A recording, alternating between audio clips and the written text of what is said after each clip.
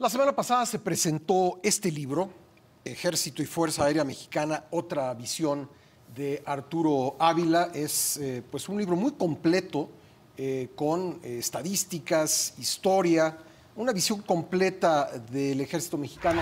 Y está aquí conmigo su autor, Arturo Ávila Anaya, presidente de IBN Industrias Militares y fundador y editor de B-Analytics, quien nos hablará de esta presentación del libro Ejército y Fuerza Aérea Mexicana, otra visión. ¿Cómo estás? Pascal, con el gusto de verte, como siempre, muy buenas noches. Gracias. ¿Por qué un libro sobre el Ejército? Bueno, estamos muy contentos de haber lanzado este libro. Tú recordarás que en un suplemento que tenemos aquí en Excelsior, lanzamos básicamente un número en donde hablábamos de un ranqueo a nivel mundial que mide la capacidad y la fuerza de todos los ejércitos en el mundo, pero además la calidad de los ejércitos en el mundo.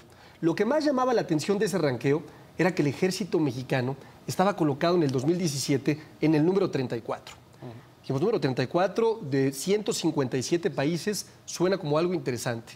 Cuando empezamos a investigar y a ver los datos que había detrás de esto, nos dimos cuenta, no solamente eso, sino que estábamos en el lugar 4 de América, en el lugar 2 de América Latina, y que lo hacía el ejército mexicano con una enorme eficiencia en el gasto público, es decir, con el 0.51% del Producto Interno Bruto, las Fuerzas Armadas completas, quitando a la Marina con el 0.33% en promedio el ejército mexicano, cuando el resto de los ejércitos en el mundo invierte cerca del 1.23%. Y una de las grandes conclusiones del libro es justamente esa, que el ejército hace mucho con poco. Exactamente.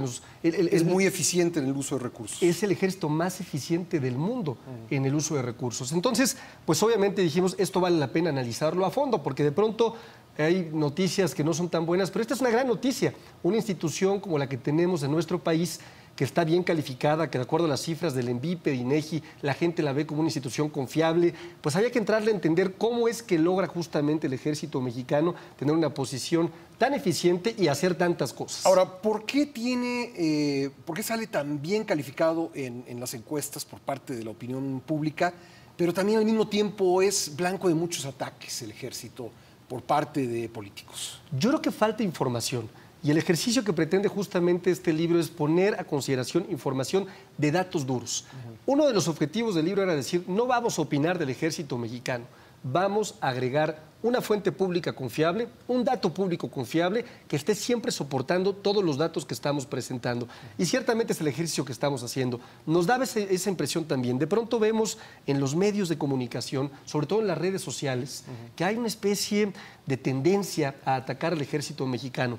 Creo que es lamentable porque es la institución que con números y con datos hoy, sin duda, es la más importante y la más eficiente de nuestro país, la más profesional también, y en un país en donde se necesita el fortalecimiento de las instituciones justamente para que prevalezcan los derechos, para que prevalezca la paz social, pues creemos que este tipo de instituciones pueden enseñarnos mucho cómo es que logran esta eficiencia justamente. Háblame de algún dato que en esta investigación te haya llamado la atención. Hay muchísimos datos muy interesantes, ¿no? El primero es la Fuerza Aérea. La Fuerza Aérea, por ejemplo, está entre las 30 más importantes del mundo.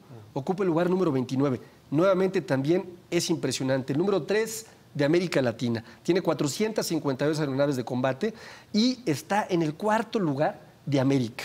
Otro dato también muy interesante es la prospectiva.